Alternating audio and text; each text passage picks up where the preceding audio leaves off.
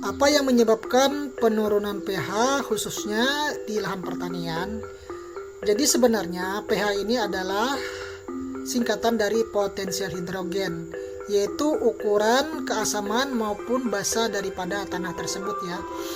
Nah, jadi unsur hidrogen ini sangat berperan dalam proses penurunan pH pada tanah. Di mana proses penurunan tersebut ketika hidrogen atau air itu bereaksi terhadap unsur tertentu seperti unsur logam, mineral maupun unsur-unsur organik tertentu ya.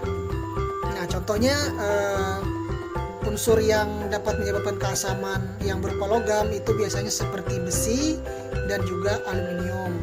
Ketika logam tersebut bereaksi dengan air, maka akan menjadi ion. Nah, ion aluminium tersebut ataupun ion besi tersebut akhirnya menyebabkan tanah asam, yang mana dapat mengurangi kapasitas tukar ion pada tanah tersebut. Nah, seperti itu ya.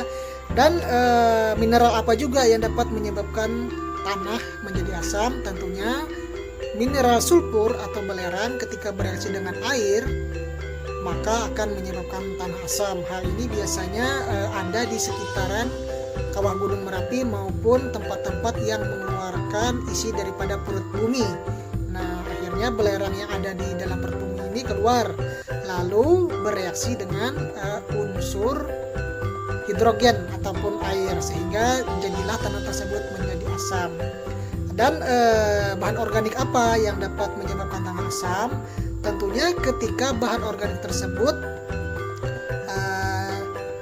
tidak terurai secara sempurna ya. Nah, biasanya hal ini ada pada rawa maupun di tempat seperti gambut. Nah, karena kan lahan gambut itu banyak daripada akar-akar maupun daun-daun yang tidak terurai secara sempurna karena dia terendam di dalam air. Nah, sama juga jerami yang ada di lahan pertanian, ketika dia terendam air maka dia tidak terurai secara sempurna sehingga karena ini bukan penguraian secara aerobik atau penguraian yang tidak membutuhkan oksigen, sehingga mikroorganisme anaerobik yang lebih dominan mengolah bahan organik tersebut, sehingga hasil samping daripada proses penguraian tersebut adalah asam asetat maupun asam laktat. Nah, di mana asam organik ini juga bisa meningkatkan penurunan pH pada tanah. Nah, seperti itulah mekanisme penurunan pH tanah pada lahan pertanian. Selain dari beberapa faktor alam tersebut yang telah kita sebutkan, maka pH tanah tersebut turun juga dapat disebabkan oleh faktor daripada pengolahan lahan yang disebabkan oleh manusia. Contohnya ketika kita berlebihan ya memberikan pupuk ZA seperti yang memiliki unsur hara, sulfur maupun amonium dengan dosis yang tidak sesuai anjuran di label kemasan, maka tentunya juga akan mempengaruhi tingkat keasaman pada tanahnya, karena unsur daripada pupuk ZA itu adalah belerang dan juga amonium. Nah, amonium ini kan juga unsur penyusunnya adalah hidrogen juga, maka itu juga dapat menyebabkan tanah asam. Nah, yang selanjutnya juga proses pembajakan lahan yang tidak memperhatikan ekologi daripada tanah tersebut. Contohnya ketika tanah tersebut dibajak dan juga sisa-sisa daripada limbah jerami tersebut terkubur di dalam tanah dan juga tergenangi air secara terus-menerus.